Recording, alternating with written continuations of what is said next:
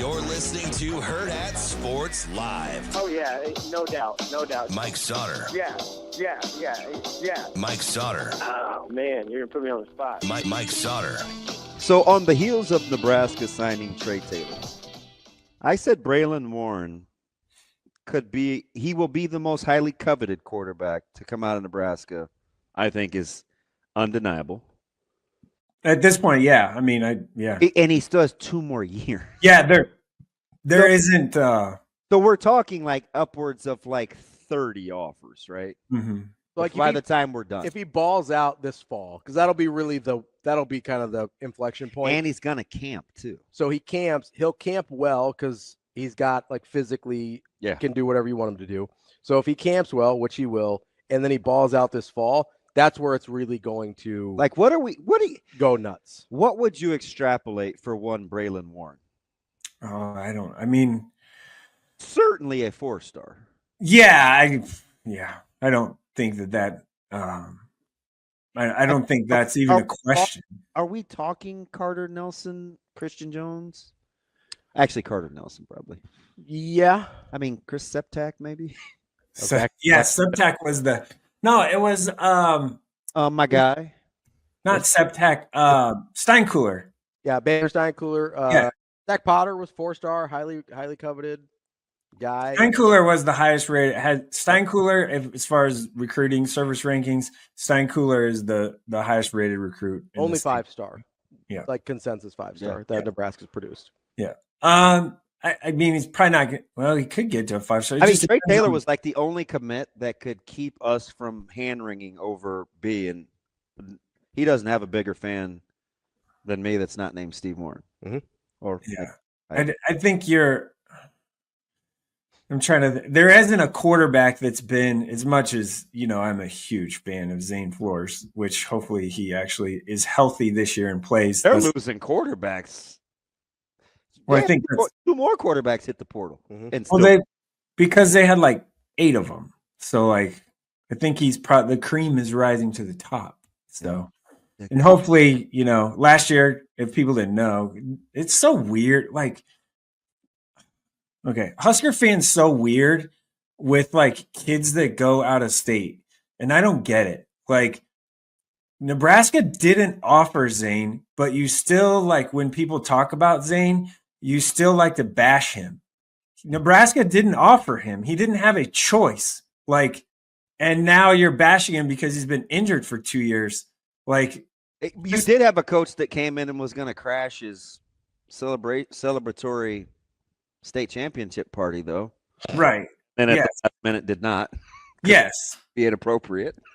But you get what I'm saying. Like, and Mel did say, Dad did say thanks, but no thanks. We're committed. Mm-hmm. Right. And so, but there's people that are still bashing that kid, and it's weird. Like, he didn't have the option to choose you, really, like when he committed and all that stuff, like the summer, like kids normally do, didn't have the option. And then, like, same thing with the Xavier Watts thing. I'm going to soapbox here. Sorry. Xavier Watts chose Notre Dame, not over Nebraska. That didn't happen. Like, that did not happen. He chose Notre Dame because Nebraska didn't think he could run fast enough. That's what happened. Like, that's the facts. That's what happened. He didn't choose to go somewhere else over Nebraska. That's not what happened. Like, I lived it. I was on freaking vacation, drove to Omaha to do a 3-minute interview with the guy, and drove back to vacation, like, with my family. I know what happened. Like, and Nebraska fan the other night was talking crap about Xavier Watts, and it's like, bro, like, that isn't the situation. He didn't choose Notre Dame over Nebraska. Nebraska chose to offer him, but at the end of the day, they weren't ever going to take it. So, like, what was he going to do? Situations like that just drive me nuts. Like, it just, I don't know. And maybe I am too much for kids No, it's not really that, because I used to say that and then I would feel bad. Like I don't want to make me seem like I'm a better person because I'm universally for kids. Some people are just more pro Nebraska than they are pro non-Nebraska. So I don't have any problems with that. So here's where it is. I just don't like the hoping the worst for a kid. Yes. But I don't have any problems with you couldn't care less about somebody that doesn't go to Nebraska though. So here's where it is for me, and I'm sort of the I know I'm different, but I that doesn't bother me. I'm different, but for a different reason, because I'm not. I mean, you know me. I'm not pro kids necessarily. Like I want them to be treated well. I just, you know how. Yeah. Well, I don't want them to be mistaken, or I don't be like to be mistreated. I just don't want to be a part of it, right? Yeah. So my issue is I'm more pro Omaha and pro Nebraska the state than I am pro Nebraska the program. Like I want the state and my city to be represented. Yeah, that's probably another camp, right? That's what it is for me, because like if Watts goes out and balls out at Notre Dame, hell yeah, that's an Omaha guy. If Hunter Sallis goes out and balls out at Wake Forest, hell yeah, that's an Omaha guy. Like St. Thomas goes out and does his thing, or whoever else, right? That's an Omaha guy. I'm riding with those guys, right? That to me, I care more about that. Now, would I love those guys to play for the teams that I like? Absolutely. But at the end of the day, I want the place I'm from to be represented well. That's why I care about those guys doing well. Because I want more people, and this is where I'm a little bit pro kids, is I want more people to come to the state and recruit the next kid. Yeah, right? I want them to come to the state because Hunter's successful and Zane's successful and Xavier's successful and Teddy Rizek's successful. Yeah, like I want them to come back. I'll cheer for that. I'll cheer for Amarion. Like I'll cheer for. Yeah, there's a bunch of kids at Iowa State I'm going to cheer for, right? Kramer and whoever else. But part of it is, I want Nebraska and Omaha to be represented well. And the next part is I want the next generation of kid to have those same opportunities. And if you have a bunch of guys that come from Omaha or Nebraska and then flop other places, then the recruiters don't come back. No, I will say, I will say this. I was a little disappointed, and I try not to tell people how to fan. I was a little bit disappointed in the responses to Jalen about Marty. But I also get that Jalen had a choice to not tweet it. To not say anything. Probably could have just not said something. Yeah. But it's like I would tell him, that's one of your best friends. Yeah. Like you guys grew up together. If you wanted to publicly say that, I don't have any problems with that either. He can be happy for his friend. That's fine. I think just the problem is fans are and Jalen's not mad at him. He's not like that's the thing that was bugging me. It was like, guys, it just didn't work out. Like he's not cheering for Caleb or Tristan or other guys that are still on that roster. He absolutely is cheering for those guys. Mm-hmm. Like they love. You think Jalen isn't cheering for Teddy Rizek? Like he's cheering. That people don't know the problem is 90% of the time don't know the personal relationships. He was getting cooked.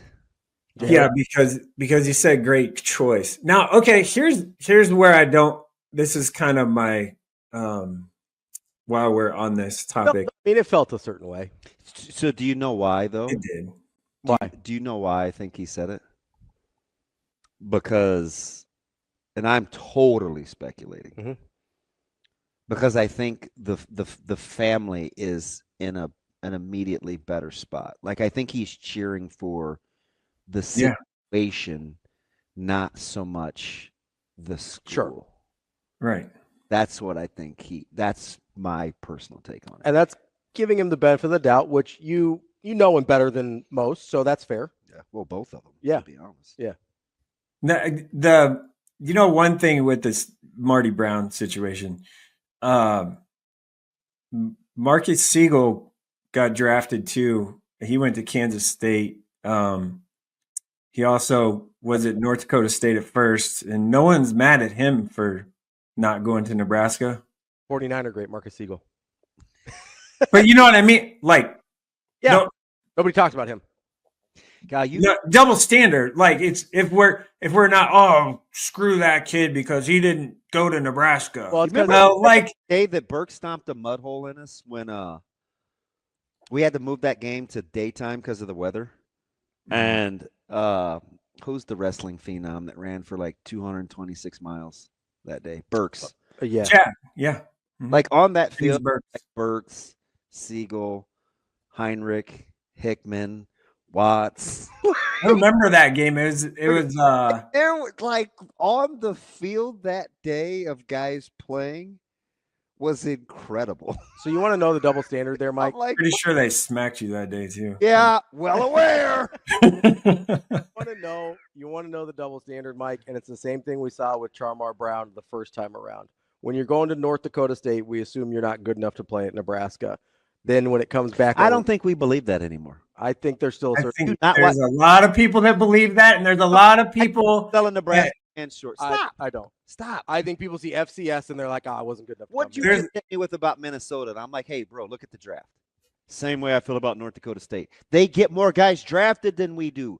And so you think we're thumbing our nose up at NDSU? Do you want me to put a poll out there to see if people think Nebraska's more talented than Minnesota? Do you want me to put a poll out there and say if we played North Dakota State 8 of the last 10 years that people don't think North Dakota State would beat us? It'd be a 500 different question. It is. It's not. Nebraska fans think they're more talented and think they would still lose. It would be 5-5. In so many games that we're more talented than teams. No, right? we lose most of those games that we're more talented than teams. That's my point. That's why it's a different question. North Dakota State versus Nebraska would have been 5-5. Nebraska has an irrational reverence for North Dakota State. I don't know. It seems like when high school. I don't know if it's the bowl. I don't know. Like the last 5 coaches there have won a national title. I get that. For me, when it seems like guys are going there out of high school, we think like, oh, that's nice for them. Like when a kid goes FCS out of high school, that's the sense that I get. Oh, that's fair. I think it's like, I might not argue that. So that's what it seems like. That's why we're not mad. You said weird. You said it better the second time. Well, like I got 3 hours, man. Give me a second. We're out here. This is like, what is that? Give me a second. No, I think when a guy goes FCS out of high school from Nebraska, we're like, oh man, good for them. Nice job. We don't. When they go to Illinois or somewhere else, another power conference out of high school, we go, oh, what the hell? How come Nebraska didn't get them? Like we don't view it as equals. We view it as like, oh man, they got a shot. Good for them. That's a good program. That's why I think it's different with Marcus Siegel versus Xavier Watts going to Notre Dame. What do you think, Jerome? Oh man, let me get myself in trouble. You're a grown up. That is because we can't think for ourselves. We, as in fans, etc., can't think for ourselves. We rely on people to tell you how good a player is and how good they're not without going and seeing for your own eyes. Even though those people haven't actually seen players with their own eyes too. So that is why you think players like Marcus Siegel, even though he had like an 8-pack and was built like a brick shit house in high school, but you never saw him play. So when he goes to North Dakota State or whatever, the punt passing kick analyst has never seen the person play. So then you just believe that they're not good enough.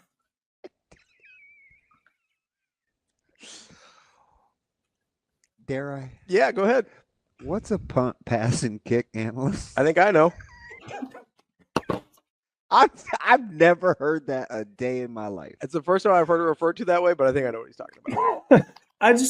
Jerome, what is a punt, pass, and kick? People that just show up when it's convenient. Camp watchers. Yeah. Camp watchers. Okay. Yeah. Camp watchers as opposed to ball watchers, right? That's what we're talking.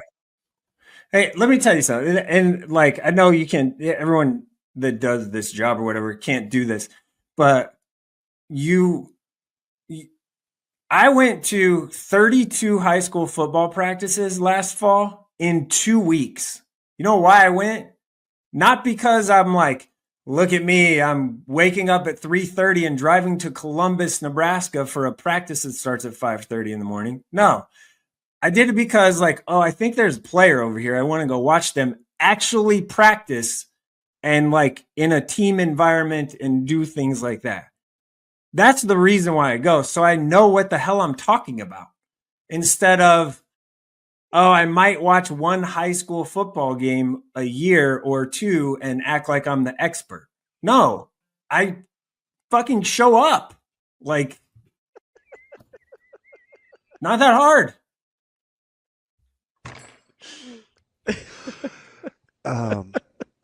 Jerome.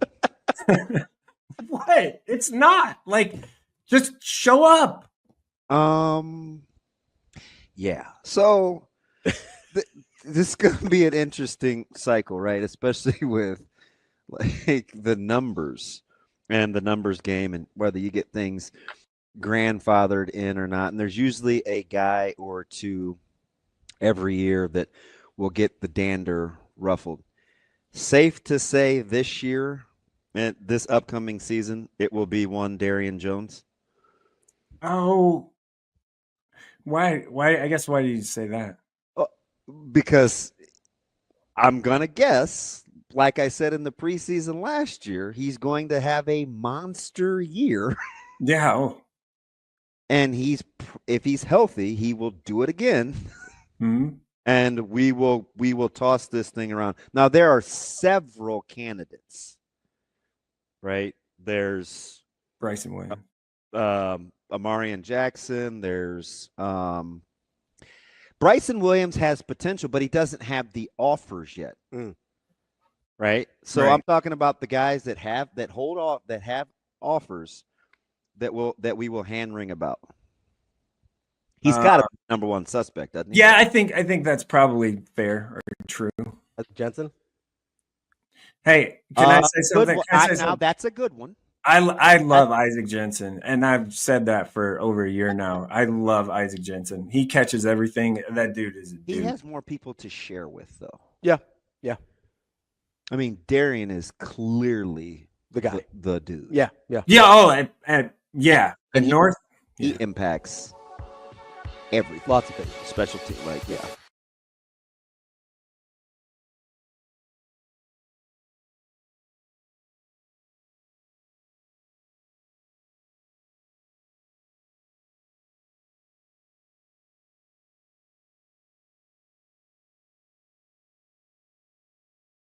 At Centris Federal Credit Union, we understand that the journey of building your own business typically starts with modest beginnings. With a little help from our team of experts and small business loan offerings, you can take your vision and transform it into a more concrete reality. Centris Federal Credit Union. We are where you are.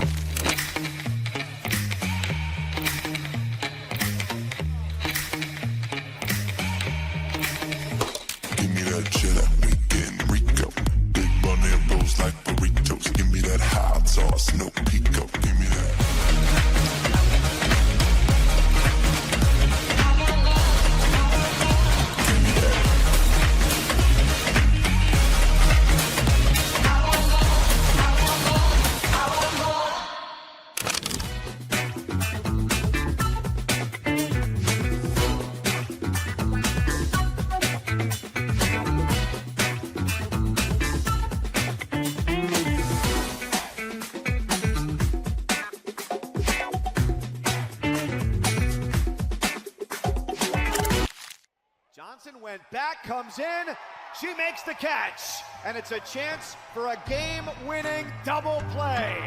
That's how it ends. The Arkansas Razorbacks are headed back to Super Regionals. What kind of goes through your mind as you're preparing to give that final speech? It's the worst speech of all time because you don't want to rehearse it. Because then it sounds like you knew it was coming. It was 12-0. Like we were kind of anticipating, okay, like this is gonna end tonight. Like nobody wants it to, but it's going to. 10, 20 years down the road, the wins and losses, you don't remember them. All the success is great and it is very memorable, and those are part of the good memories. But I think the time we have together on the bus, in the locker room, at practice, on the field are what lasts a lifetime. You just go out there and you look those kids in their eyes and try to articulate to them how much they mean to you and this program. And then when you finish and you stand there and watch everybody, and it's hard. I mean, there's no other way to put it.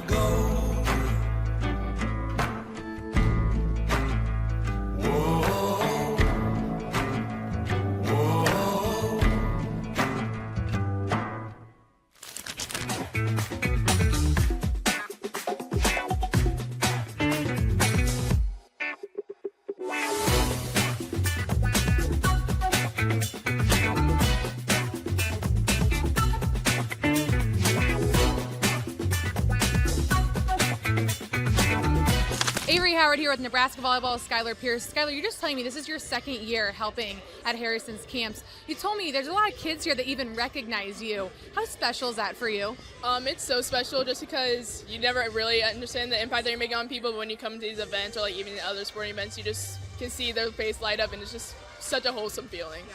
Why is it so important for you and this Nebraska volleyball team to give back to the community? Nebraska does so much for our team, the fan base, everything. Like, they love our team so much, so the fact that we get to come back and like hang out with these kids that just love the sport so much and love hanging out with us, it's a really cool experience.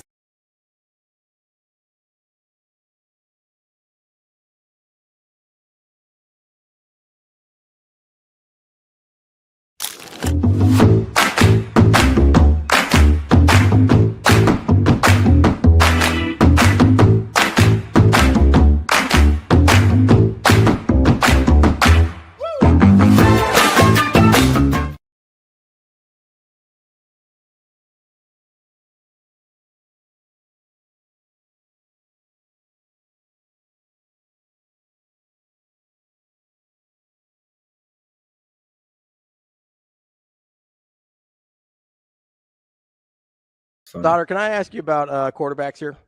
Yes, please do. Let's talk about the reason why everyone thinks that Jet Tamala's offer is not real. Please, I'm prepared. I'm curious because old ass dudes on all their teams. Alabama, if you look at the offers that Jet has, Alabama's kind of an outlier in terms of program quality. And listen, I'm a big Matt Campbell Iowa State guy. I hope he ends up going there because I like Jet. And I'm glad that Jet's getting some recognition for being a good quarterback this offseason as the offers roll in. But it does seem a little bit of an outlier in terms of program quality. So I think people wonder. I think that's a fair thing to ask. 3,664 yards, 69.6% completion rate, 47 touchdowns and 3 interceptions. But he's a bum? No one said he's a bum. People are kind of saying he's not good enough. No one here has said he's a bum. I'm not saying you guys are. I'm saying people. I didn't ask the question. You already know how I feel about him. Don't throw the you guys on there. I'm just listening to young Jeff. I didn't say you guys. I said people. Talk to you, Jerome. Hey, listen. Yes, is it an outlier? Here's the deal, though. It's funny that Danny Kalen is an elite 11 quarterback, and this goes back to what the Bible study with these guys last week in Lincoln. Yeah, he like friends and stuff. Okay, he makes the elite 11. Zane Flores makes the elite 11. Nobody was like, oh, not good enough for the offers he's getting. Nobody said that. Nobody. But all of a sudden, like, this one guy who threw for 70% of his passes. And by the way, if you watch Miller South, they passed it a little bit. Like, is all of a sudden not good enough because it's Alabama?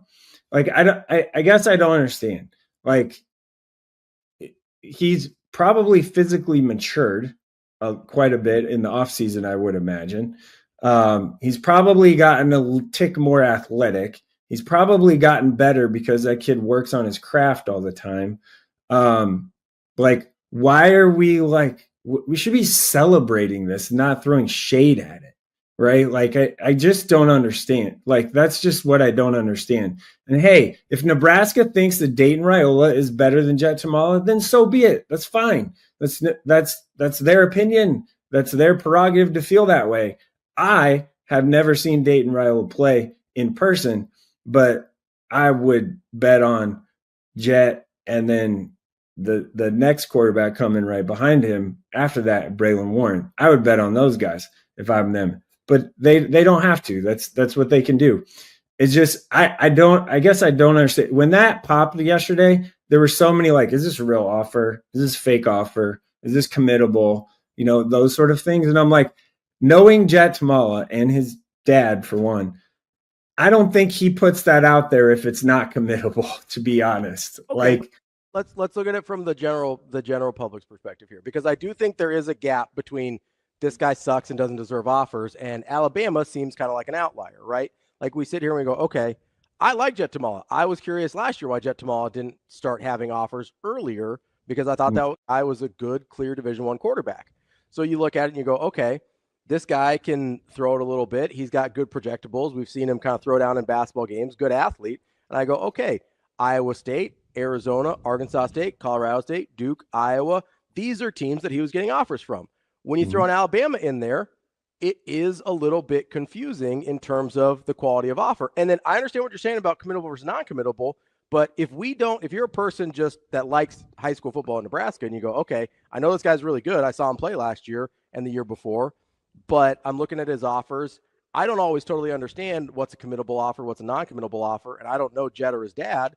Then you have no way of knowing. Like, it's a fair question to ask, to say, hey, is this real? When a lot of the stuff we see on social media with recruits is kind of nonsense, right? Like, if you don't have a personal relationship with the family or know anybody around them, it's a fair question. No, it can be a fair question. I just also don't know about you, Sautter. I wouldn't let him talk to me like that. I mean, man, shoot. I don't think the instant reaction that has happened since he posted this offer yesterday, at whatever time that was, last night. I don't think the reaction from the media people, quite honestly, is fair whatsoever at all, because people again are going to go back in their mind and be like, well, Nebraska didn't offer, so he's not good enough. That's the reaction all the time. And hey, I'm getting the exact. I'm not saying you, Ravi, but I understand what you're saying about, like, hey, yes, it's an outlier, but do we also know for a fact? I don't think there's anyone on this planet that doesn't think he's good. I'm getting the exact opposite. I'm getting the people mad at Nebraska for not offering because Alabama offered. Like, I'm not getting not actually that good because Nebraska didn't offer. Yeah, I don't think that's a thing either. I'm getting the flip side of that, where it's like, they probably should be. If you're a Nebraska fan, you probably should be like, hey, what is going on here? But then you got to realize, like, okay, well, they already have their quarterback locked in. They're not going to take two. So you move on with your life. Back to the Jet Tamala thing is so we do know for a fact, because it absolutely happened, that Ohio State, for all intents and purposes, wide receivers and quarterbacks, they produce NFL talent left and right, right? We all kind of agree on that, right? Like, we know for a fact that they came in town and watched him work out and throw, and he's still kind of on their board and all of that stuff, right? We know that because that happened a couple weeks ago. But no one was like, oh, like, blinked. People were like, oh, he's probably pretty good. Like, there's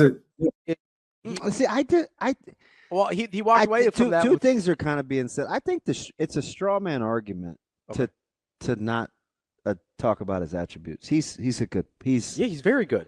I'm not even. Not only that, he's a pretty good human being too. Like, that matters a lot. I don't know if we're saying the same thing. I'm not we. I'm just listening. Yeah. And so I don't think you two are saying the same thing. I don't think we are either.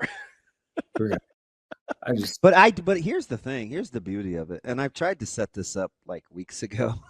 It just hasn't had enough time to sink in yet. We got to stop using Nebraska as a barometer because I don't think a lot of people think that anymore. So we got to stop intimating it with the straw man stuff. Because we've seen this for like 15 years, guys, where other guys have gone to states and they've been and not had Nebraska offers, and they've been just fine. Really successful. And Nebraska hasn't won enough to like be the benchmark. And what's going to happen is if Nebraska ever gets good enough when they don't offer and they are winning, we'll give them the benefit of the doubt. People won't care then either. Like right now, I just think it's because Nebraska's not winning enough.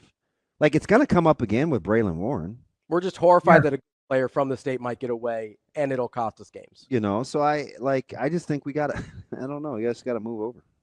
Yeah, no, I agree with you. It's time to kind of move on from that.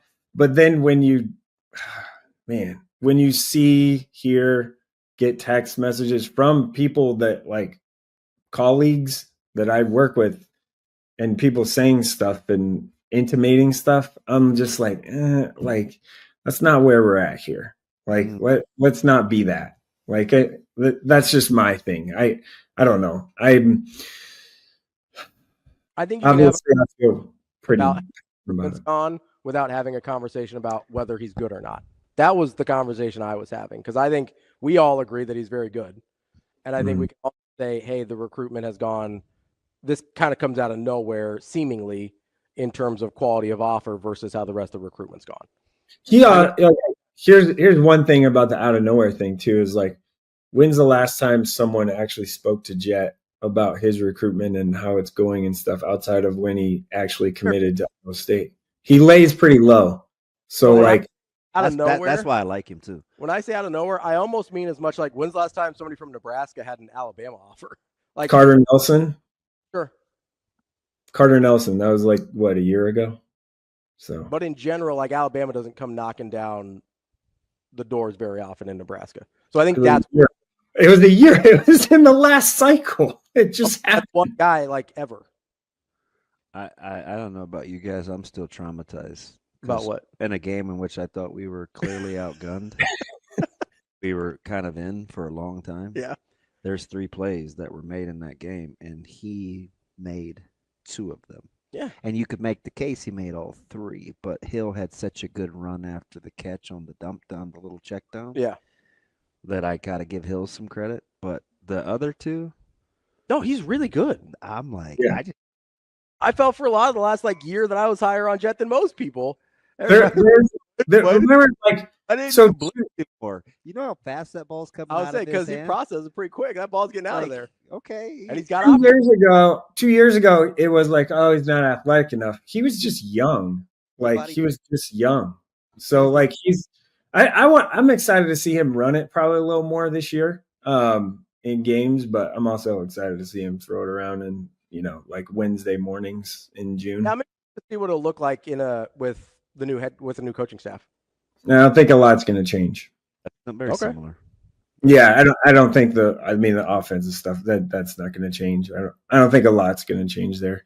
And then another thing, like a people, not you guys, there was talk of, I've heard people saying is like, well, look who he's throwing to. He's throwing to all these high level. Good players help.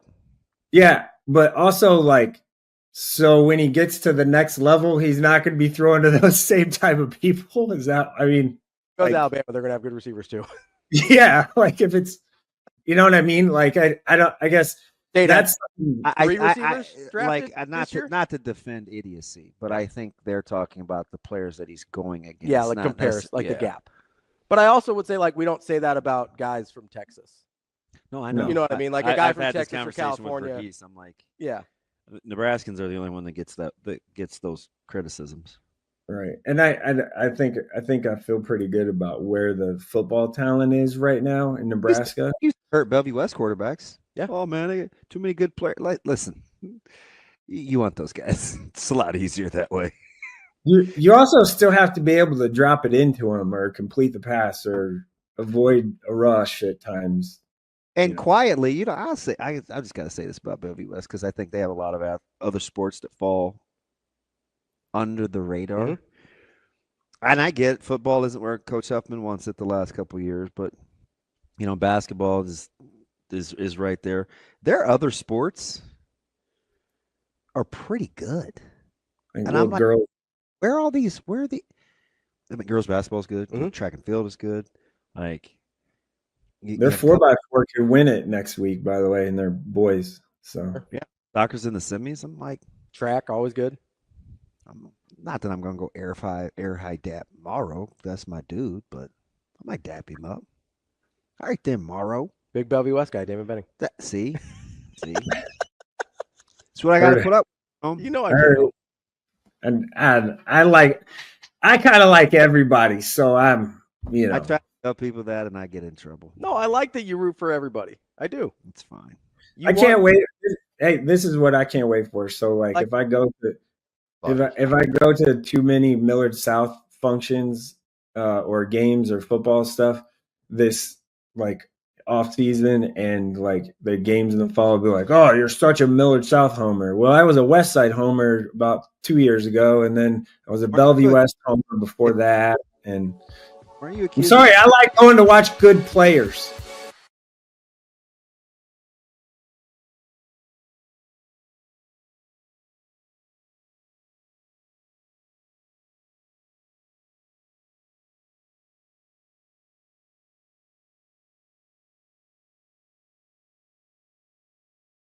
At Centris Federal Credit Union, we understand that the journey of building your own business typically starts with modest beginnings. With a little help from our team of experts and small business loan offerings, you can take your vision and transform it into a more concrete reality. Centris Federal Credit Union. We are where you are.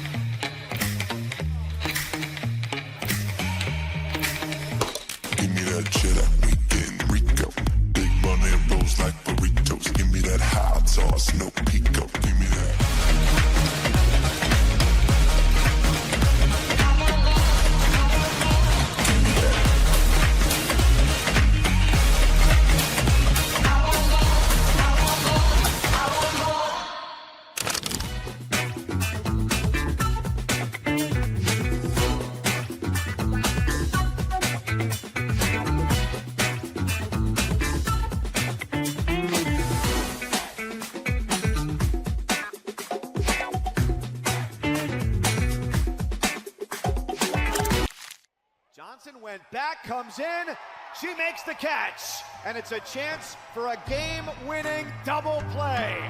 That's how it ends. The Arkansas Razorbacks are headed back to Super Regionals. What kind of goes through your mind as you're preparing to give that final speech? It's the worst speech of all time because you don't want to rehearse it because then it sounds like you knew it was coming. It was 12-0. Like we were kind of anticipating, okay, like this is gonna end tonight. Like nobody wants it to, but it's going to. 10, 20 years down the road, the wins and losses, you don't remember them. All the success is great and it is very memorable, and those are part of the good memories. But I think the time we have together on the bus, in the locker room, at practice, on the field, are what lasts a lifetime. You just go out there and you look those kids in their eyes and try to articulate to them how much they mean to you and this program. And then when you finish and you stand there and watch everybody, and it's hard. I mean, there's no other way to to put it.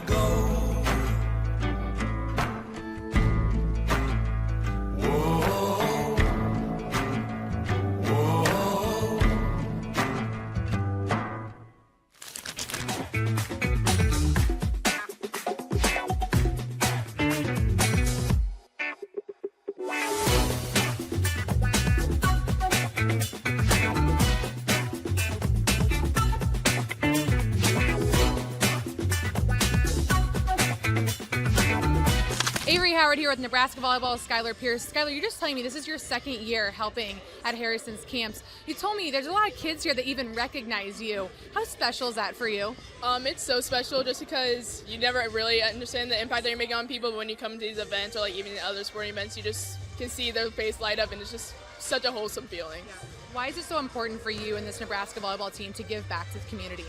Nebraska does so much for our team, the fan base, everything. Like they love our team so much. So the fact that we get to come back and like hang out with these kids that just love the sport so much and love hanging out with us, it's a really cool experience.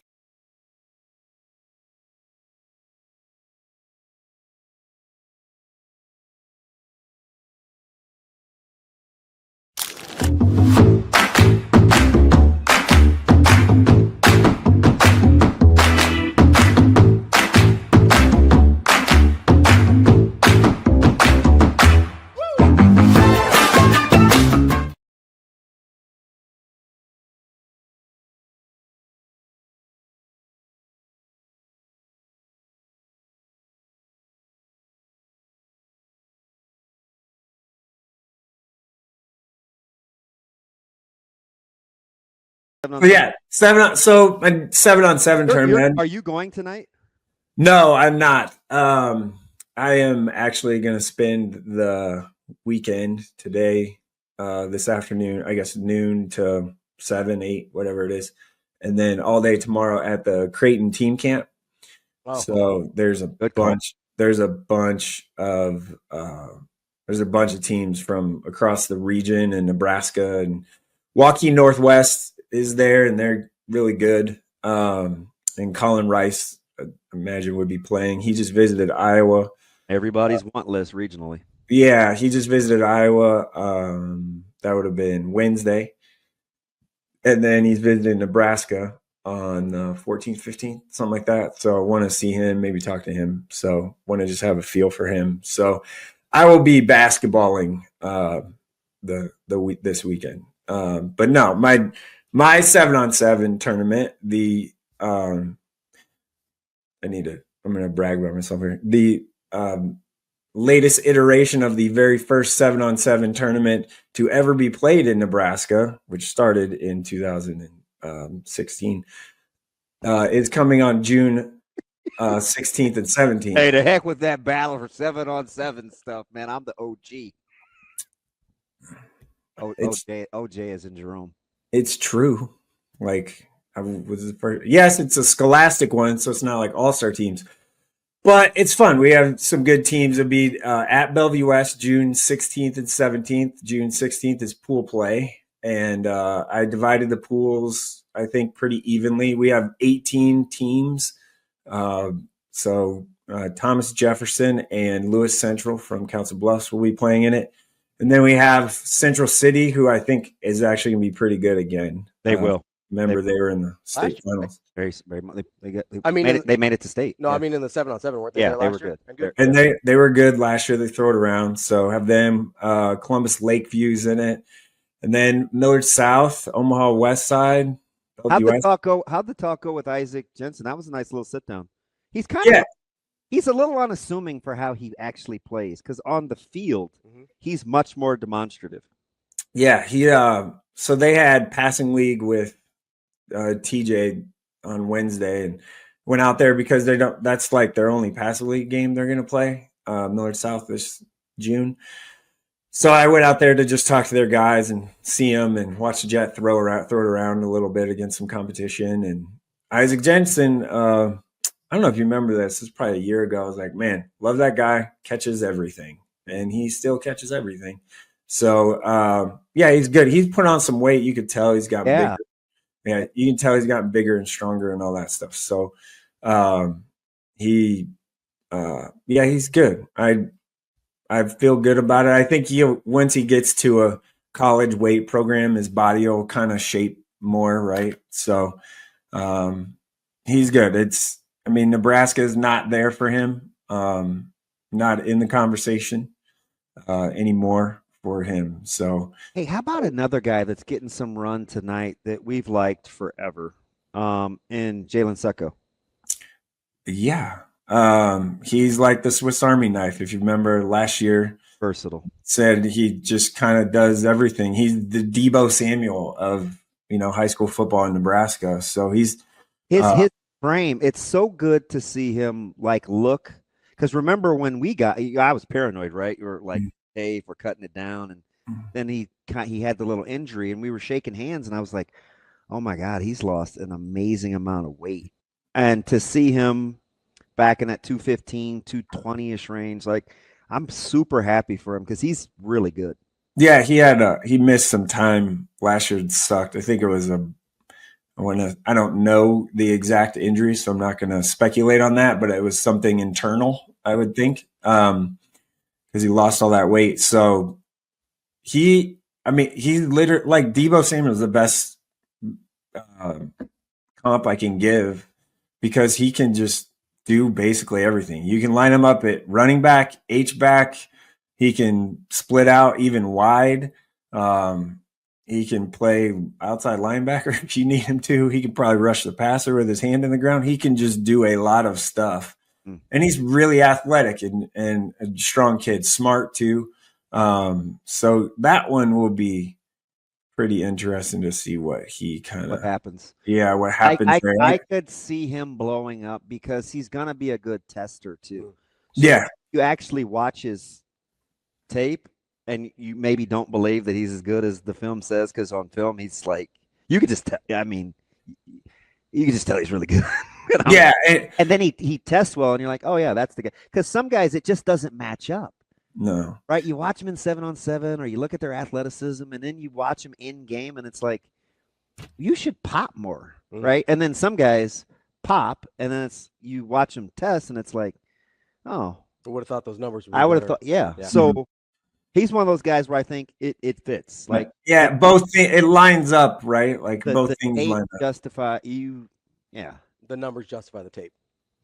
I will tell you, watching him practice, it lines up too. He's not just some doesn't need a babysitter. No, not at all. So, we talked about Nebraska's recruiting in the before, and hey, right now we have all these in-state guys and that are high-level guys. And Nebraska's not necessarily on all of them, or guys they've maybe offered aren't, considering them, or vice versa, something happened and whatever. But Succo's a guy I could see just with his versatility that Nebraska could maybe take a swing at. Yeah. It's kind of he's a little bit bigger of a Jace Reynolds, even though Reynolds is probably more straight line fast, right? I think that's a person that could maybe, have that. You're not sure? I'm not sure. You don't think so? And I like Jace too. I was just up there picking up Zoe from dance yesterday, and that place is immaculate. Elkhorn North? Yeah. I chuckled. I was like, ugh. We got 2 turf fields and they both are full. They had camps. I was like, damn. Yeah. So I mean, AB guys, AB. Both. Yeah. You say that place was immaculate, but then you go to. I haven't seen the finished product at the district yet, so then you go to your school. Hey, here's a $30 million. I'm not living in a glass house, babe. I'm just making sure we're not. It's also not like Elkhorn South a dump. No, that place is pretty ridiculous too. That's what tax-based revenue can do for you. Again, two turf full 100-yard fields there too now. So, let me ask you this. This is about as objective as I can get. I'm a little surprised because they are 2 different years. Mm-hmm. One's 26, one's 27. But I'm a little surprised at the direct comps between Pittman and Darian Jones. Like, I think Nebraska fans think it's one or the other. I do not, number one. But two, Darian is clearly a year older. Right. So I don't know. I guess having played against both of them, coached against both of them, I'm surprised that people try to pin this down to like a direct 1-to-1 because it's really not. In my opinion. Yeah, and I don't think they're that similar, to be honest. And Pittman's a safety. Darian can play safety, but he's longer, frames a lot longer, and Darian's a corner. So I think Darian's like a corner. That's what he's going to be. I could see him playing in the slot like a nickel. Yeah, it could be that too. But I think he's a really good tackler though. True. I look at their frames different. I know Torrey's very compact. Yeah. It's like a powerful build. You could just tell he looks like a strong kid. Yeah. But Darian standing next to you the other day, I thought it was funny you asked him the question about his real height. Because he's clearly taller than you. Yeah, that's because there's some consternation about how tall he is. And then if you look at the recruiting sites, one has him as 6 foot and 160. And I'm like, that's not true. So that's why I asked him, just to make sure we get some updated information about that out there. I was surprised to see he was honest, so that didn't surprise me. But I was surprised to see that he's not quite to 180. He looks every bit of it. Yeah, I think he was much bigger. Like when I see him a fair amount, but he seems bigger than 180. Yeah, he looks bigger than 180. He's built I wonder what his body fat is. It's got to be pretty low. Because he's pretty cut up. I think sometimes people forget all the ways that he scores, whether it's a scoop score, a pick six, a punt return, a kickoff return, a touchdown catch. He just go up and catch a touchdown over your head on top of you. He affects the game in all three facets all the time. You have to know where Sticks is, right? He's just the guy you have to game plan for. His weight thing, track. I mean, he ran a lot of track, 300 hurdles, 110s. He ran a lot of track stuff. So that probably took some off. He'll get it. I feel good about him gaining the weight and getting it back on. But you do. What was the game? Hey, same class, two different position groups. Who ends up having more quality Power 5 offers, Warren or Pittman? Well, Warren has more now. Well, they're both. The lists are both ridiculous. I mean, it's kind of incredible for that year. They're both pretty high up there and already have kind of a bunch. I think Pittman has 16 or something right now. So, and Notre Dame, Michigan, out there. And Braylon will be up there too. How much Braylon got? 14, 15 right now too. Yeah, and they're quality. Yeah, these are all, I feel, very much so committable offers. These last 4 or 5 years have been impressive. Yeah, it's kind of like what we went through with basketball. Mm-hmm. Oh, in the early 2020s? Yeah, the 19 to 23. And now we're not. And it's been happening with baseball. A little bit of a desert. It's been happening with volleyball. It's been happening with softball. I listened to Coach Hurd. His sit down. I'm a huge fan of that family. Mike, yeah. Mm-hmm. I'm not surprised because he is one of Mr. Softballs, but his command of the region and the state is obviously why Omaha's been able to recruit at such a high level. But I loved his calm demeanor when he talked about just the quality of softball that's played here. And I'm like, it's crazy how good the bat and ball sport is in the state of Nebraska. I mean, baseball and softball both are pretty high level. It's ridiculous. I mean, at Arkansas and Kate Kozol right now. I mean, where do you start? Yeah. I mean, it's been going on for. I mean, Preble and Greg Olson were years ago. It's been going decades. Yeah. Just years of good bat and ball play here. Yeah. Well, then you look at it. Volleyball gets a ton of run, and it's fantastic too. As it should.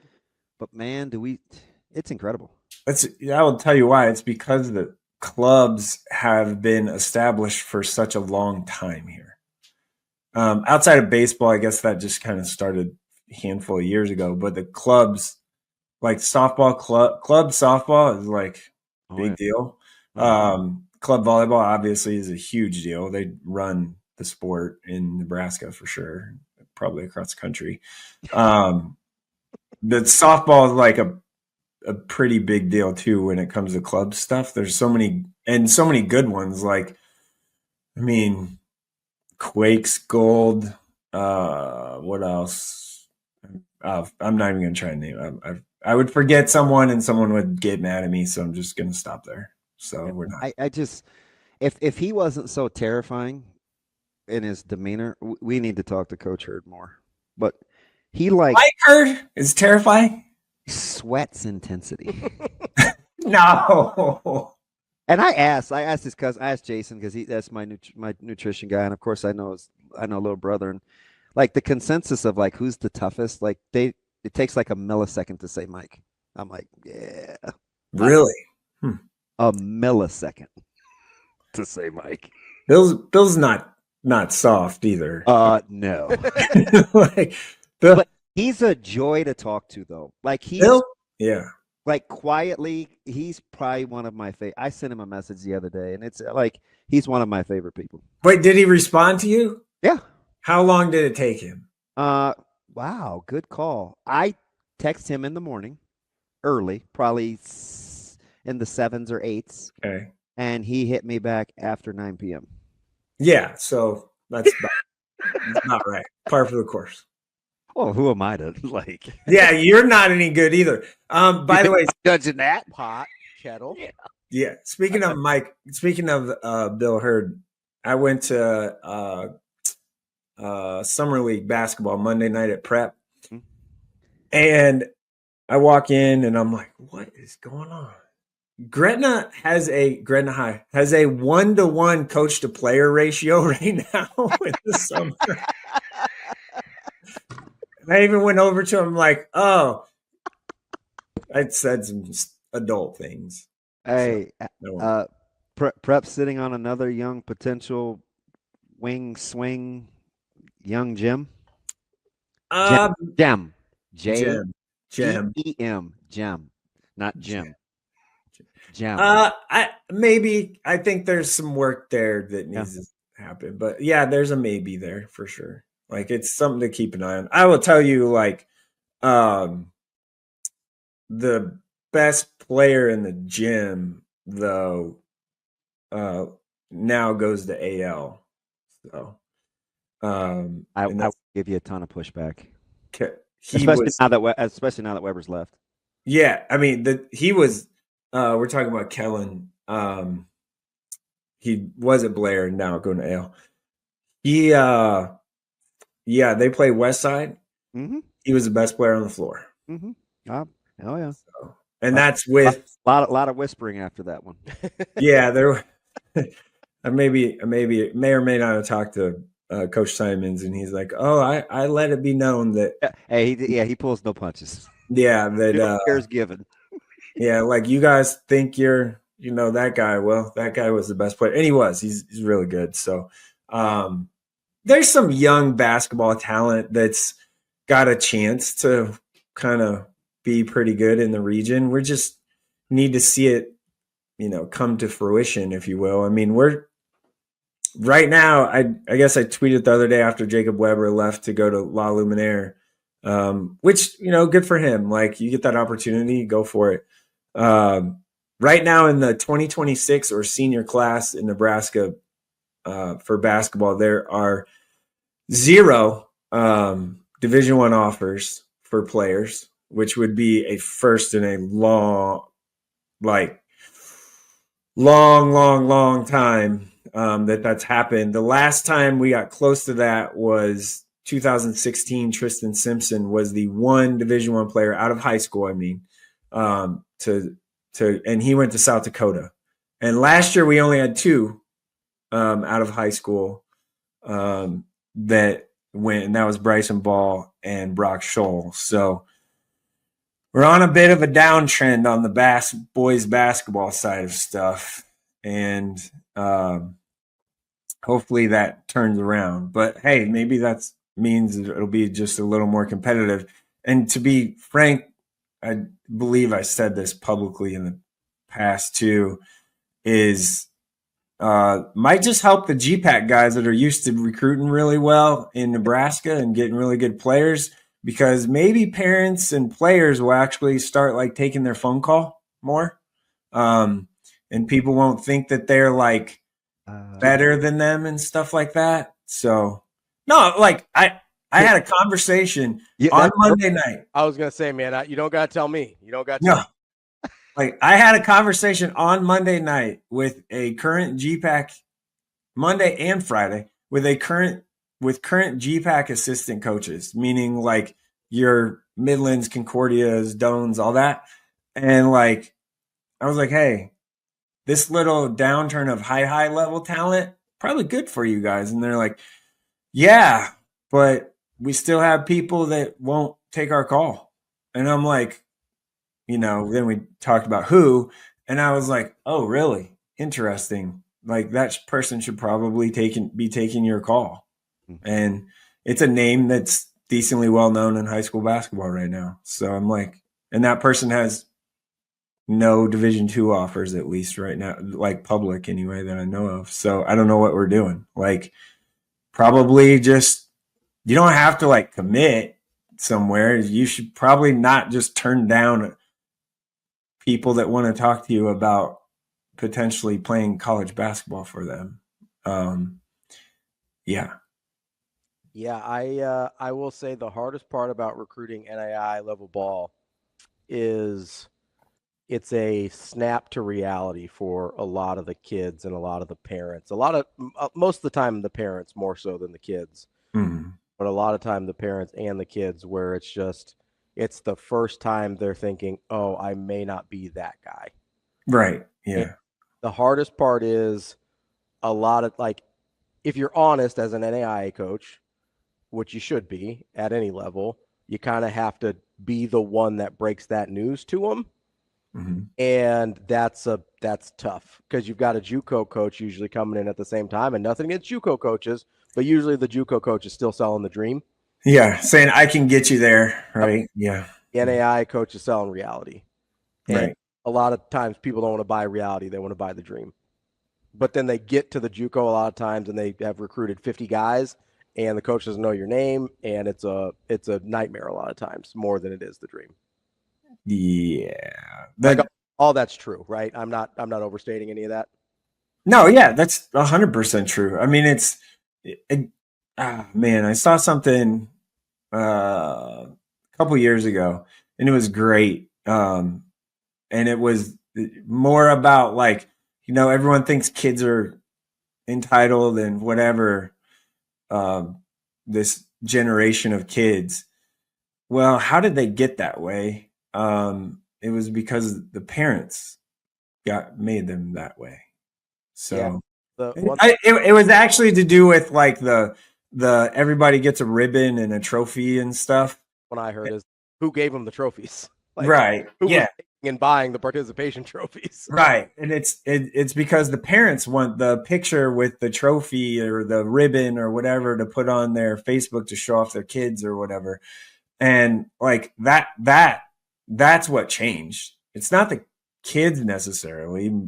I mean, hey, there are some entitled kids out there, let me tell you, but it's not that primarily. It's primarily, stemmed from this everyone needs a ribbon and trophy thing. And I'm like, yeah, I mean, my daughter's trying out for like whatever club soccer right now. And I told my wife, I'm like, listen, if she don't make the team, like if she don't make one of the better teams, like we're playing rec again, because like she needs to get better and we're not gonna act like we're something we're not. Like we're just not doing that. And if you know me financially, I can be pretty cheap with things. So clubs are rough. I'm not gonna spend the money for to be on like the third or fourth team or whatever.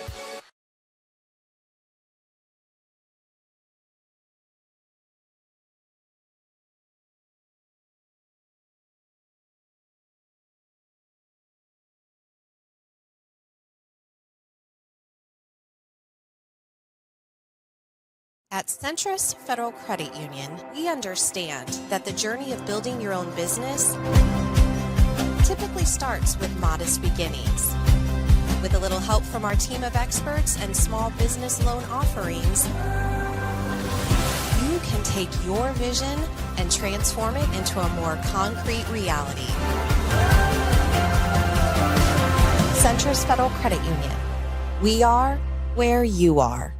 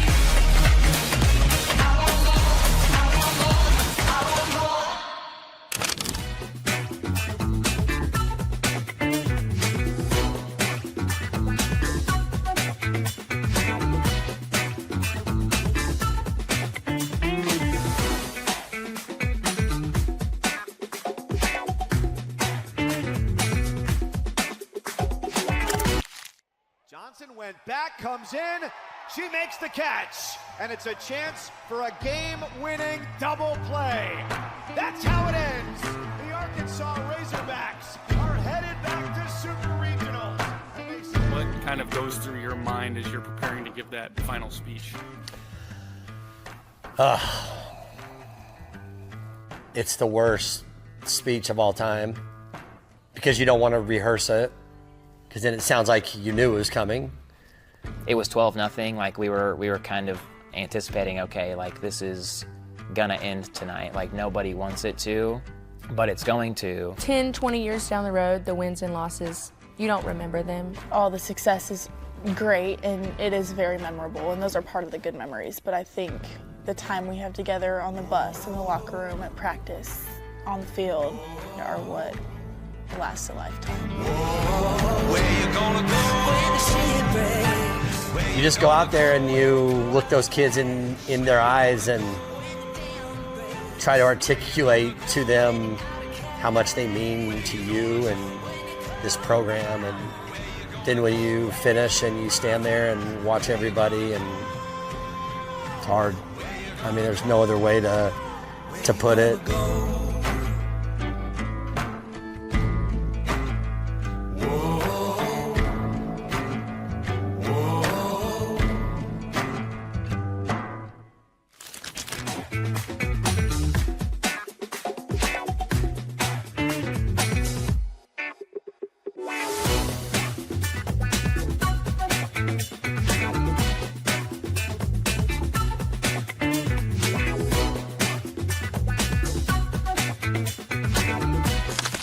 Here with Nebraska volleyball, Skylar Pierce. Skylar, you're just telling me this is your second year helping at Harrison's camps. You told me there's a lot of kids here that even recognize you. How special is that for you? It's so special just because you never really understand the impact that you're making on people, but when you come to these events or like even other sporting events, you just can see their face light up, and it's just such a wholesome feeling. Yeah. Why is it so important for you and this Nebraska volleyball team to give back to the community? Nebraska does so much for our team, the fan base, everything. Like they love our team so much. So the fact that we get to come back and like hang out with these kids that just love the sport so much and love hanging out with us, it's a cool, really cool experience.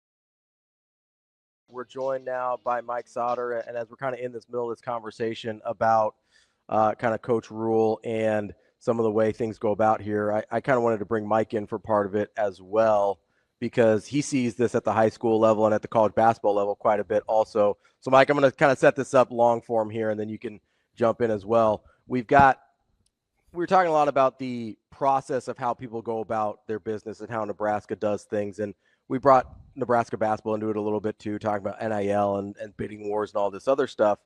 And we're talking about how we like the way Nebraska goes about their business. We like the way Coach Rule, the process and things like that. We understand, right? Like none of that really matters if the wins don't come, right? Like at some point the wins have to come as well. But we also know without a shadow of a doubt, because Bo Pelini is no longer the football coach at Nebraska, that winning itself does not get the job done either, right? Like we've seen across college football, guys that win national championships and then 2 years later lose their job because the winning is not enough by itself either. So I guess I get kind of frustrated when I see people like, oh, you just got to win the games. You just got to win the games. When we know for a fact, you don't just have to win the games. People also have to like the way you go about your business too. Yeah, 100%. I mean, it's look at Coach Hoiberg is a great example of that. They've won-ish, right? Like they made a tournament 2 years ago. They made a nice run to win the crown, whatever that means for the future. I'm not sure it means a ton. But he's also not gonna could Nebraska go out and in the transfer portal basketball wise and drop $1 million on a guy to get like a dude? Yeah, they could, but their depth would hurt, their balance would hurt. It probably doesn't fit the culture that they wanted.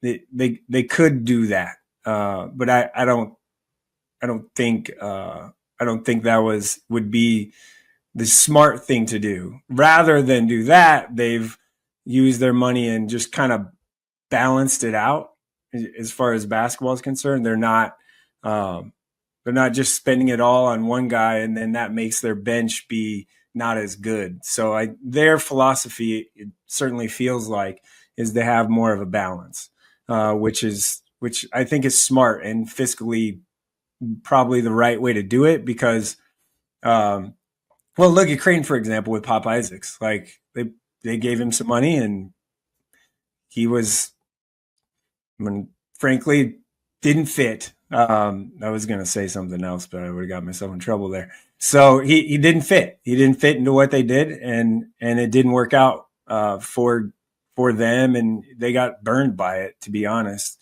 Now they ended up being fine and making the tournament and winning the game and all that stuff. But spent that money more responsibly, they wouldn't have had the guard issues and wouldn't have had to play Steve right. 40 minutes a game every night. Like it bite them, right? It yeah.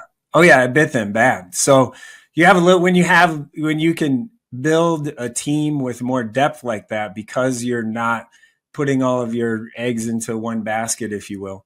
It makes a little more sense. Have you guys surmised, or kind of what do you think? Because I'm listening to the counter argument, and Brian brings up an interesting point. I'm going to give you an example or two or three.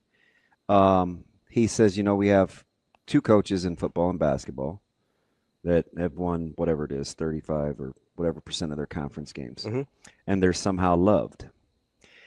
And in my head, at first blush, I'm thinking, that is kind of weird. What is it that we like?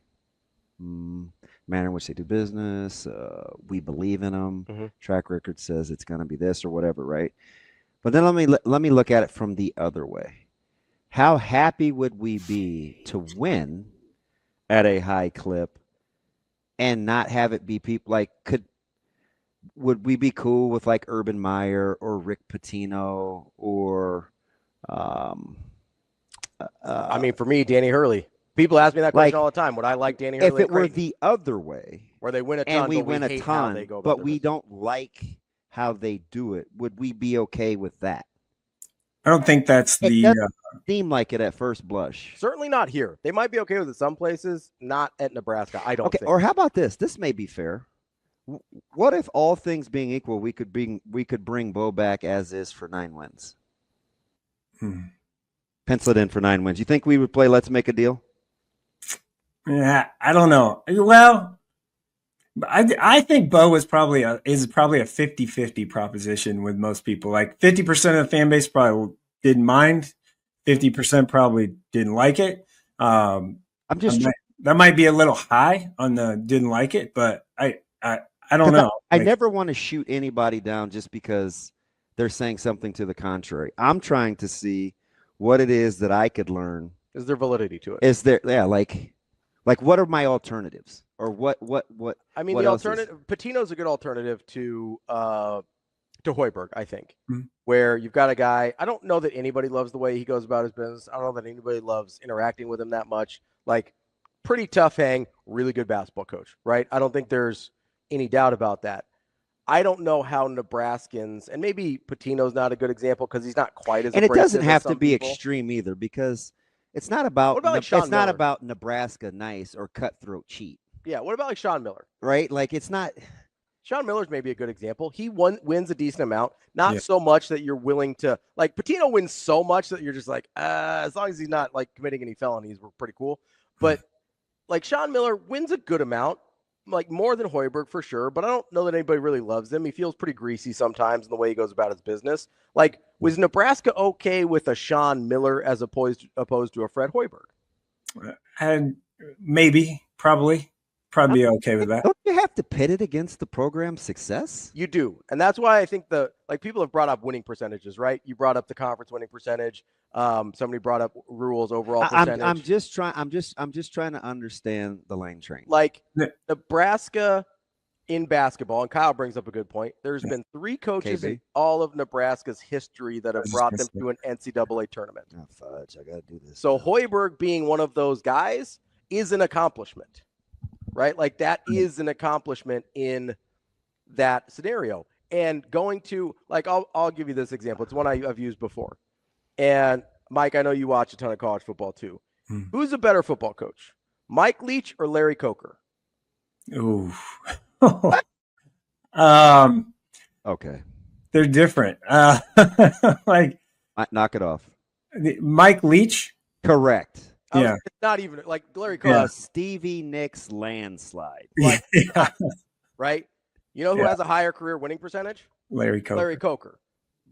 Kind of significantly, right? He does. Right. He took over a Miami program that had one of the best rosters we've ever seen in college football. And then rode that for a while, was able to sustain it for a while, kind of fell off, still was able to ride that super high winning percentage, right? Mike Leach went to maybe the 3 worst power conference jobs in all of college football, maybe ever outside of 80s Kansas State. Well, you say the same thing about Rule. That's my exact point, right? Like, Rule going to Temple when it was at the time that they was there. Baylor is maybe one of the worst jobs anyone's ever taken over in that context. There was hardly anyone even on that football team after the Art Briles stuff. Yeah, I mean, they were dead. Like, by the way, they essentially had gotten the death penalty. Yeah. Like, it was like taking over SMU in the late 80s. Right. Yes.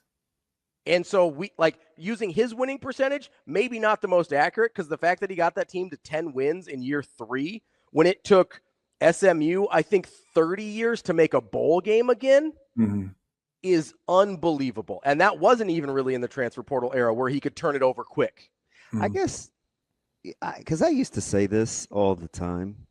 Remember when Coach Frost wasn't winning and a lot of the press conferences turned into what we have and what we don't have. And I would always say, what are we doing in the meantime while we're waiting to win, while we're waiting to get better players?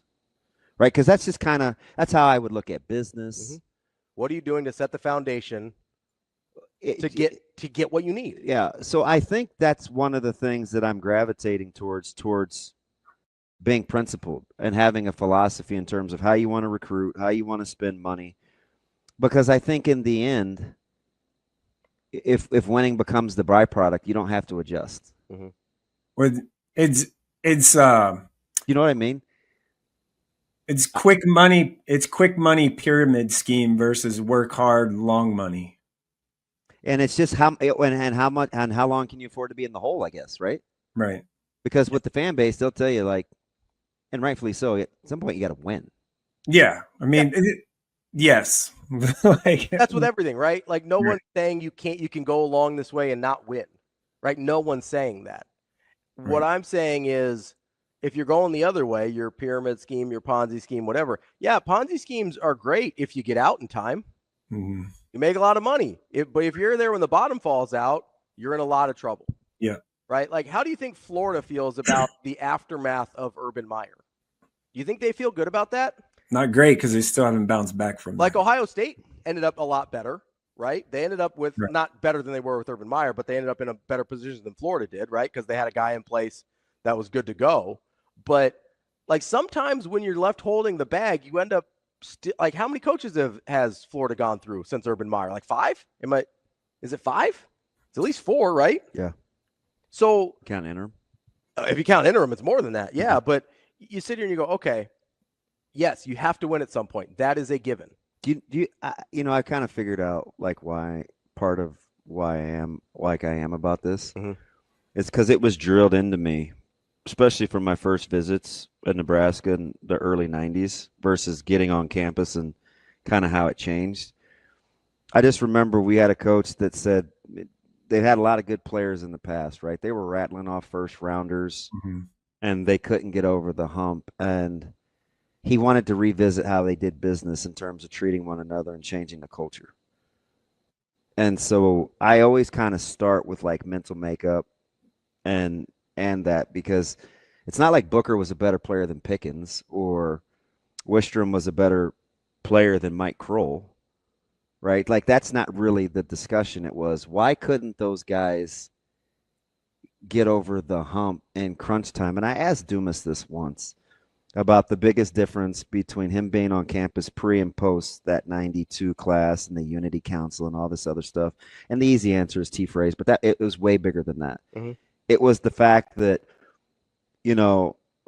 Coach Osborne would do things like wait on T-Phrase to give Mike Grant every opportunity to win the job, or, to wait on a guy like Brendan Stye having to start, or to play Wiegert behind Boerboom, or like there was just this thing where there was this quiet transition into earning it and being other-centered and cheering for your teammates that actually changed Nebraska's culture. Until we started playing with and for one another, it didn't matter the kind of talent he was accruing, right? The way that you wanted to beat Sooner Magic was to be unified. Yeah. And so I always, I don't know, man. You don't get that life without Tomich and Wistrom together in it, or John Hess and Jay Foreman in it.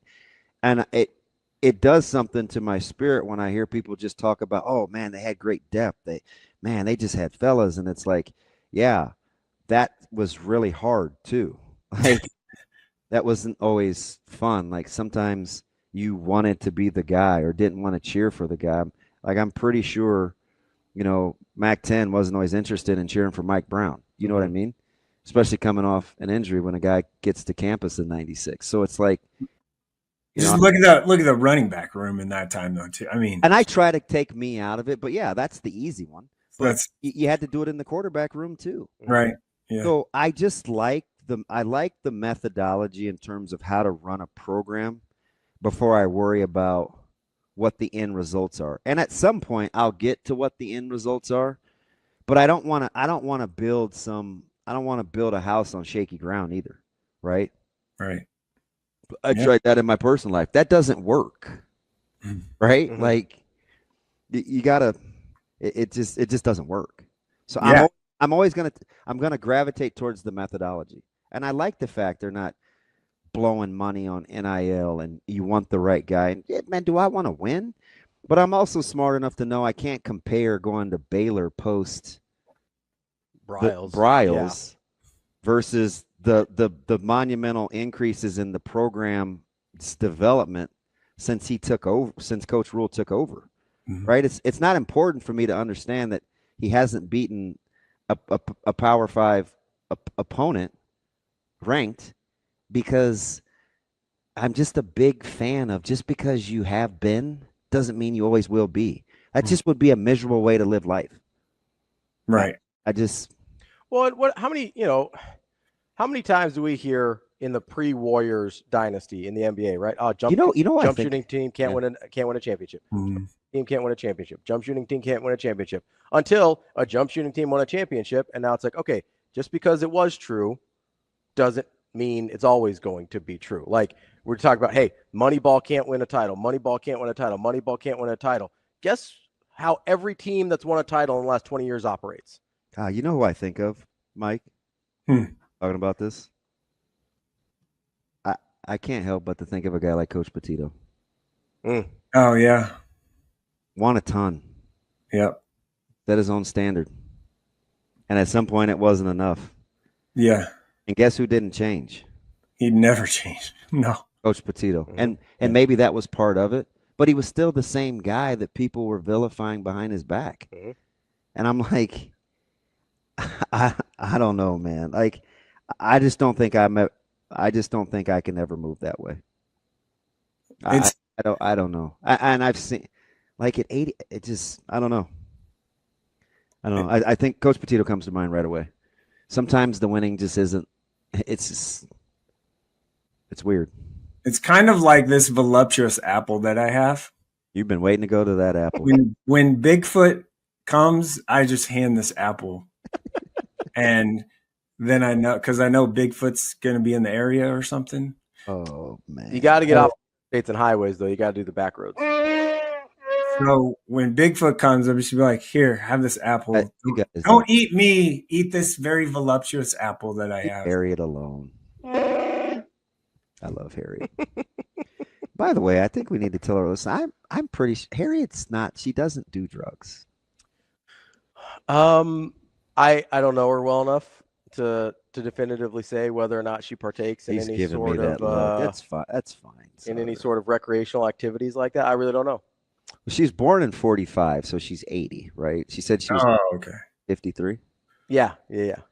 She's probably done drugs at some point to believe that. She was in her 20s in the 60s, so that's funny. Yeah, I mean, you know, some of those have a little more lasting impact on how people think and their thought processes and their, you know. I do wonder, like, you know, you would think you would see at some point, like if there's so many of them, which she says there's a lot of them, like you'd find remains at some point, right? Like I get the live ones don't want you to take pictures, but we've never found a body. It's kind of like, it'd be kind of like dinosaurs, right? Like you would hope you would find some bones or something. At some point, right? Yeah. Oh, you'd have some archaeological evidence. What if they have found them, but they're just not? No. With? No, Shane. No. Stupid. No. They find them and they think they're dinosaur bones. Is that the? Yeah. Back to the rule thing. Here's another example. And Ravi, you love talking about this. So when I moved into my house, my yard looked like crap. And that was 3 years ago. And now because I've manicured it and built it, and it looks pretty fantastic. I will say I didn't want to give you credit because every time you send a picture of your lawn in the chat, I out of principle I try and ignore it. But I was really impressed with the DIY striper you put on there. That actually looked really good. Yeah. I've ruined a yard or two with slip and slides before, and like you got that thing looking nice in a hurry. I was impressed. Yeah, there's a little bit of a hole that my daughter, you know, like you hit the slip and slide, same spot, right? Just rented out for like 3 hours, and so we have a little spot that I'm gonna have to just reseed and kind of put some dirt in and do all that stuff for. But looks great. Yesterday I'd used the DIY striper diagonally. So I didn't mean to be rude the other day, not listening to you talk about how you jerry-rigged your mower. Yeah. But after the two different screws and the taking the thing apart, that is so above anything I'm even capable of seeing. It's a little extra. I felt overwhelmed. It was impressive, though. I will say the results were impressive. It works. It works just fine. I had to go to the hardware store a couple times. So it's just a broom. It's just a broom with some like elbow, like some, I bought the stainless steel like elbows and some washers and lock nuts and bolts and all kinds of stuff. I get what it is now. What's that? With Lane. And this will fit right in your wheelhouse. I was just going to bring this up because I was about to. It makes blow my top. It makes sense now, though. Yeah. I mean, at least you know where he's coming from. I do, but it's also just wildly inaccurate. Okay, so the problem with kind of this philosophy and the pushback is, and this is his last statement that he made was, I guess doing things the right way is not recruiting the top in-state players. I guess that is the Nebraska way. So that's the truth of the matter, right? But it's not any more well thought out than the rest of it because it's just not true. But this is the difference between it is this year, though. This is the difference between me. It's true this year. This is the difference. Okay. At least I know what I'm dealing with. I don't have to agree. I don't have to disagree. It's his. What do you mean it's true this year? Because of Jensen and Tamala? They're how interested in Nebraska were Isaac and Jet? Isaac was and then wasn't. So that's fair. Had an official visit and then decided not to go on an official visit to Nebraska. I get it now. So Jet, Nebraska really didn't show any interest there. So he wasn't interested in them either. So it's fine. Which, by the way, yes, can I take a victory lap on that? Are we going to hear the same thing in 2 years about Braylon Warren? Probably. Yeah, but I'd ask Steve and Braylon the same thing. How interested in Nebraska are you? Also, I mean, are we just going to pretend like Nebraska had their quarterback commits for those classes really early in 26 and 27? So, like, I get, and listen, here's the thing that frustrates me about that sentiment, right? Is, Mike, true or false? There's way more good players coming out of Nebraska now than there has been in most of the recent history from Nebraska. True. Power 4, like, quality. Yeah. Oh, yeah. Yeah. Right? Mm-hmm. So I think we're used to this. Hey, Nebraska's going to need 100% of the 3 guys in the state that can play power conference football, right? That's what we see. We say, hey, there's a handful of guys. 3 maybe an exaggeration, but it's not some years. Some years there hasn't been one. Like I've been following this as long as you have, at least from a tangential standpoint, because I just care about people from the state. Like, there's been years where there has not been 3 guys that can play power conference football in the state of Nebraska that are going on to Wyoming or North Dakota State or whatever. Mm-hmm. Okay. We have not adjusted to the fact that we're going on double-digit guys a lot of these years that can play power conference football. Yeah, multiple years in a row now. Probably not going to get all of those guys. That's just not – it's not practical, whether they want them or not, whether those guys are interested or not, whether it makes sense for their roster or not. Like, you're not going to bat 100 on 10 to 12 guys the same way you want to on 2 or 3 guys.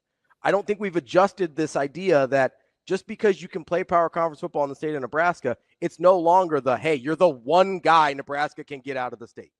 Mm-hmm. Yeah, that's fair. And I certainly believe that. And it's great for kids to leave the state and have success and find success. We need more of them to leave the state and have success, because if you really rooted on the next go. Yeah, if you really think about it, in the last couple of cycles here, the ones that have left haven't been great.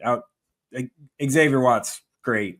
Fantastic, actually. Kramer's doing good at Iowa State. Right? There's a few below the radar. I like Ducker. I think Ducker's been fine. He's now like where's he at now? Temple now. And he's had some people sleep on him. I think he's 3 for 3 in terms of teams where he's landed. He's been their leading rusher. Yeah, he'll be. He had like a 1,000-yard season in Northern Illinois, didn't he? Yeah, I don't hate on that at all. I like Ducker. But there's guys like that, but then there's also examples of, like, we're still waiting to see, Caden Helms, Micah Riley, Ducker, those type of guys that we're still waiting for, right? Like, so there's a lot. Yeah, so we need to see that more.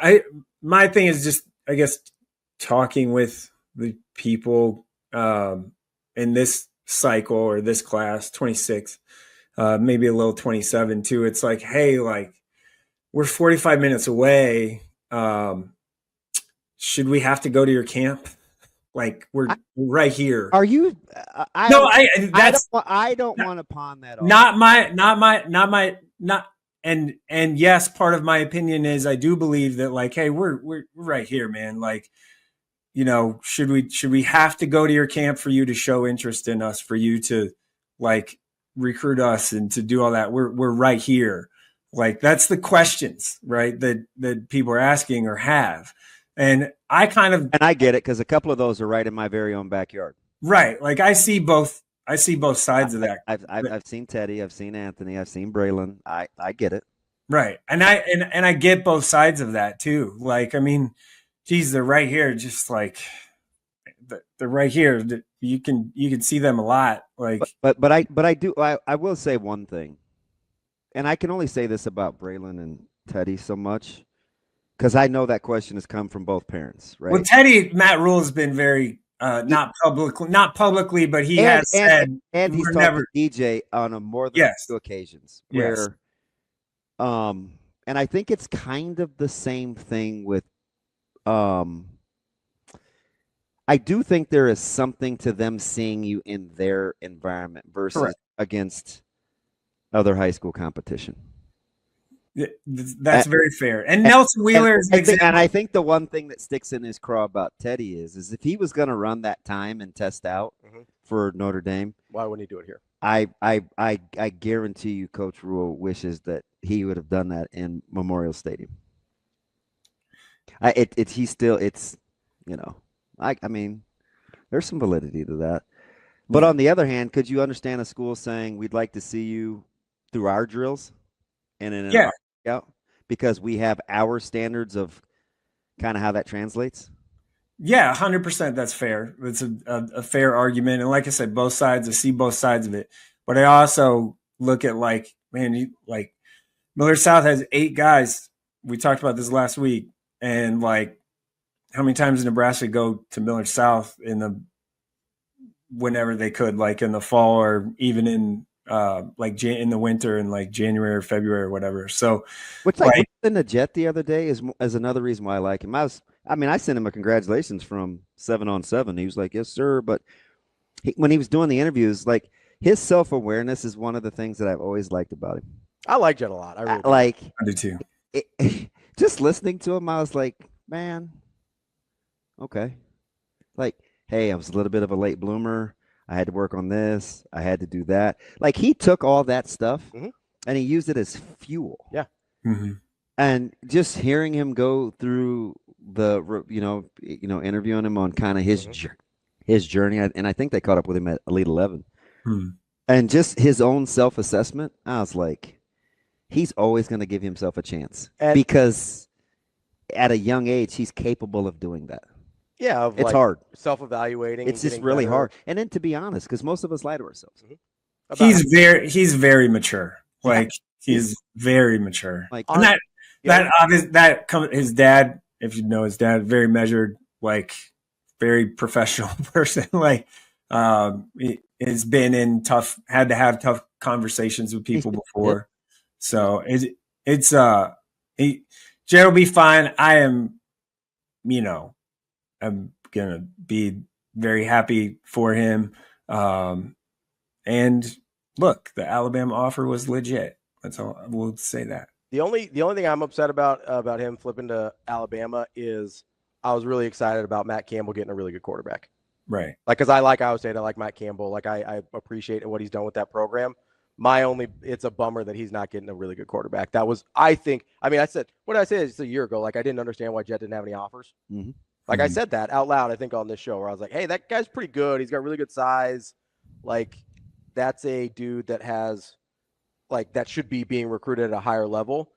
And to his credit, he fixed some things that he needed to get better at, and he got that acknowledgement later in the process. But that's my only it's not even beef. That's my only thing that I don't love about the Alabama flip is I just really liked that Matt Campbell was going to get a good quarterback. It was, I will tell you, I talked to him and his dad on Monday at our 7-on-7 event, and Jet wasn't there on Tuesday because he had to fly out to Elite 11. But it was tough. Like it was on Monday. Like when they were on the phone with both schools, and Coach Waters does a great job and had built a tremendous relationship with Jet and his family.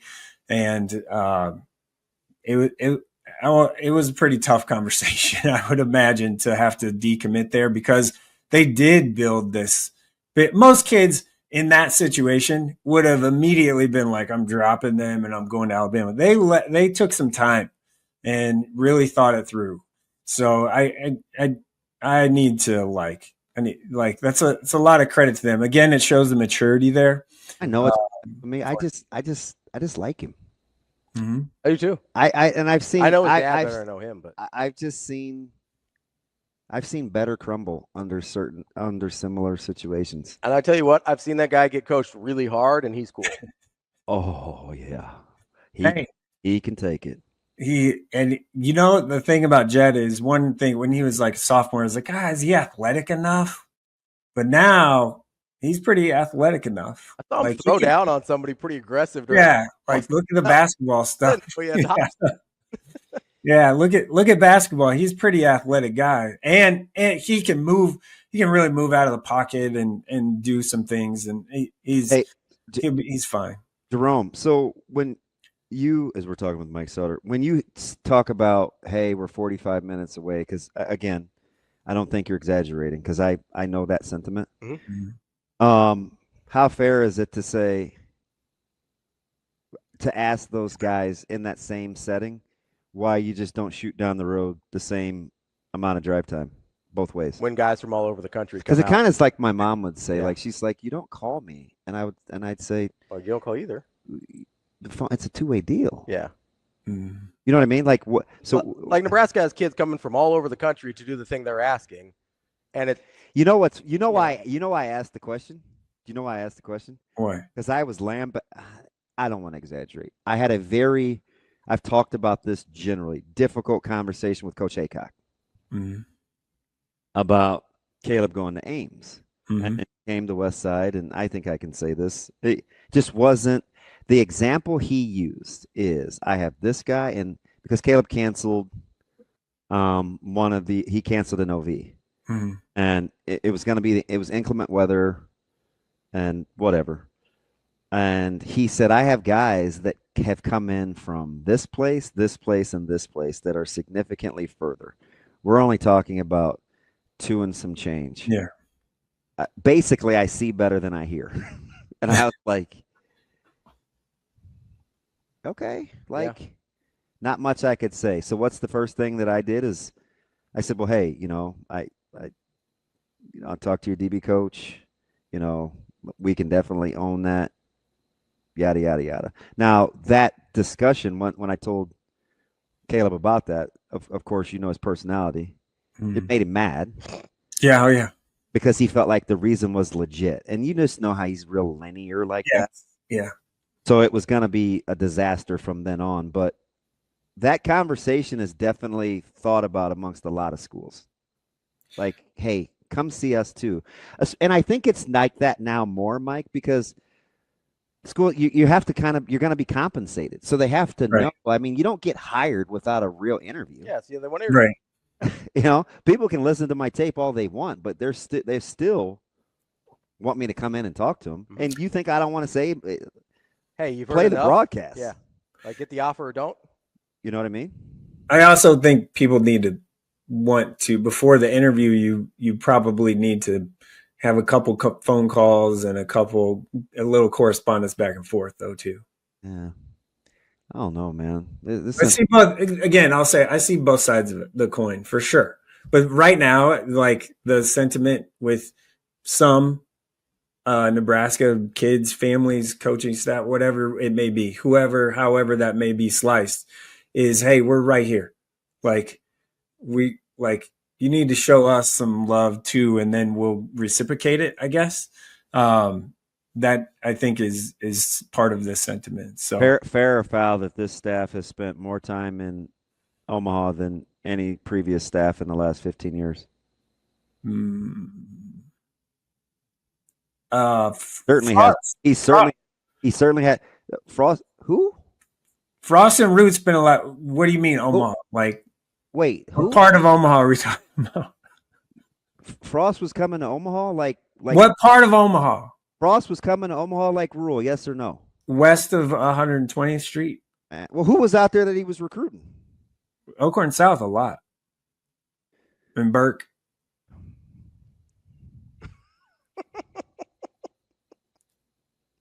Okay.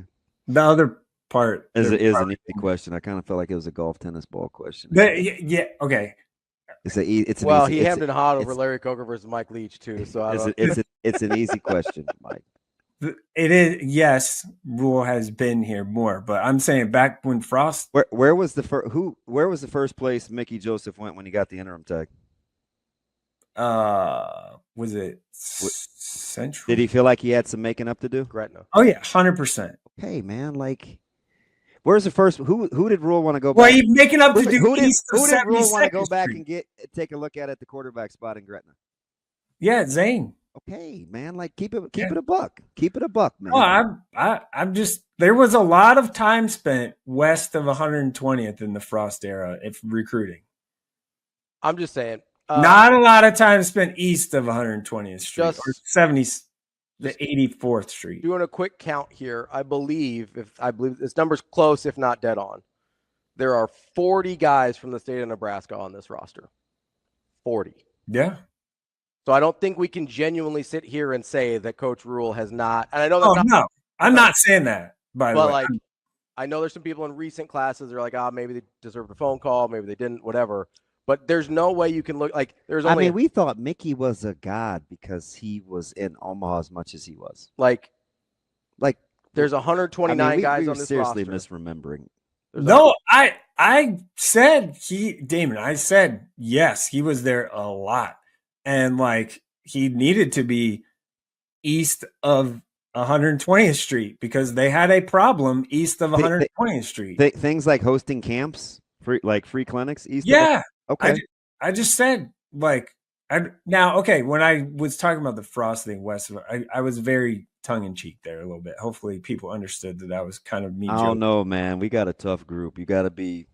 So like, this is a tough group.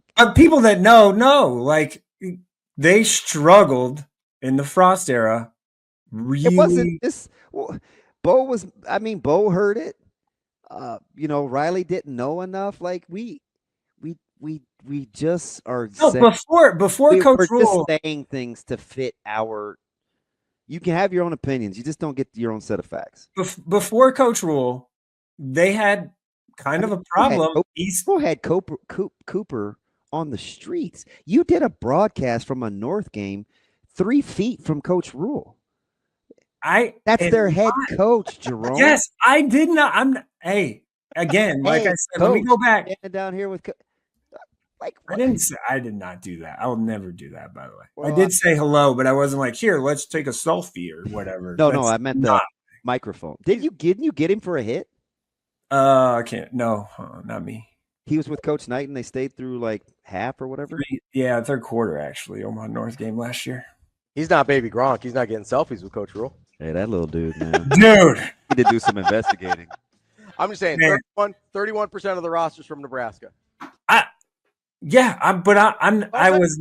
was not saying, I'm not like, okay, you guys are going to get me in trouble. We all need a hug. I need a hug. You want to hug it out? I got to drive to Kansas City here in like. Oh, what's in Kansas City? The boys basketball event. Feel the music for a second? Oh, the showcase? Yeah, the Midwest Basketball Showcase. So I'll be there today and all day tomorrow. And listen to tomorrow's schedule, by the way, on basketball. We can talk about this. Next week. Let's talk a little more about what I meant and said. But the boys basketball Midwest Basketball Showcase is in Kansas City this weekend. Division I coaches will be there. There's teams from Nebraska, Iowa, Kansas, Missouri, Oklahoma, Arkansas.